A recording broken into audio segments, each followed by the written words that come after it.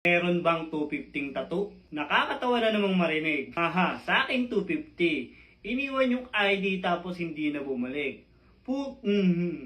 Grabe naman yung client mo, Kap. Ang lakas ng loob at hindi na binalikan yung ID samantalang may picture siya doon. Siguro may mga gantong tao talaga. Bali, awareness na lang din sa iba. Kaya malaking bagay din talaga yung nagbibideo ka. O alam ng tao na nag-a-upload ka ng mga video. Pero makulit talaga yung kwento ni Sir. Kasi ID na yun eh. Talaga malakas yung loob nun. Pero ang kagandahan kasi kapag gumagawa ng gantong video o nag-a-upload ka kapag nagtatato ka, medyo mababawasan yung mga ganto. Kupal ka babos, pero literal mababawasan talaga. Pero hindi naman talaga natin may iwasan yung mga ganyang tao. May mga pasaway talaga sa lipunan. Kahit maayos ng kausap yung mga client na yan, minsan may mga pasaway talaga dyan. Experience ko nga dati yung client ko o merong naghahanap ng mga nagtatato. Bali, napunta siya sa atin. Ang gusto niya ay magpatato. Lok.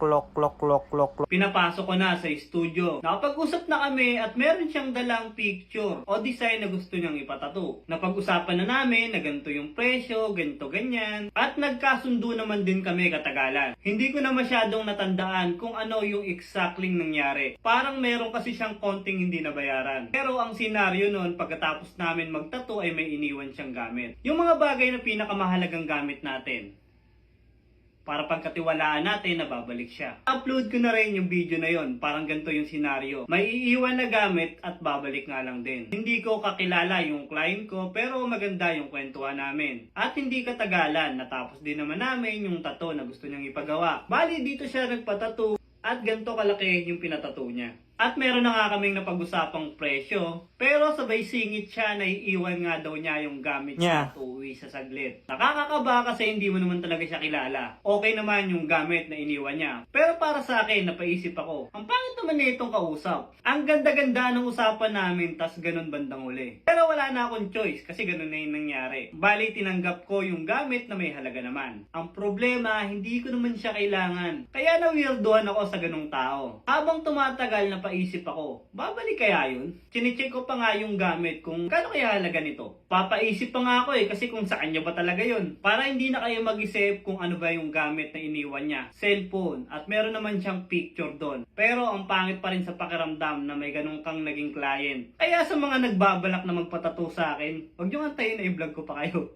Kasi hindi talaga ako papayag na may iiwan lang na gamit. Kasi hindi naman ako sigurado kung kanino yung gamit na iniwan. Malay mo kung hindi sa kanya yon. Pero hindi naman ako natatakot sa mga ganong tao. Kasi maswerte tayo ngayon dahil laging may video. Dahil kung hindi sa kanya yon, mabilis lang siya na mahuhuli. Dahil siguradong i-upload ko yung video na yon. Talagang bibidyohan ko yung cellphone. Baka kasi merong ibang nagmamay-ari nun. Syempre, sino bang taong lakas ng loob na iniiwan yung gamit? At baka sa pag-upload ko ng video, matagpuan ko pa yung may-ari. At kung sakali, nagkamali siya ng pinuntahan. Kasi mas mabilis siya na mahuhuli. Kaya mas mainam talaga na may video, mga kap. Makakatulong yan para sa atin, hindi lang sa ganung senaryo. At para din lumawak at mas makilala ka. Pero hindi katagalan na wala yung kaba. At yung pag-iisip sa tao, bakit ganun? May mga tao talaga na walang kwenta kausap. Kala mo maayos pero hindi pala. Hindi lang ikaw ang naka-experience ng mga yan. Siguro halos lahat naman, lalo na kapag matagal ka na dito sa ginagawa mo. Biglang ang may tumawag, yung boses ay nanggagaling sa labas. At yun, siya nga,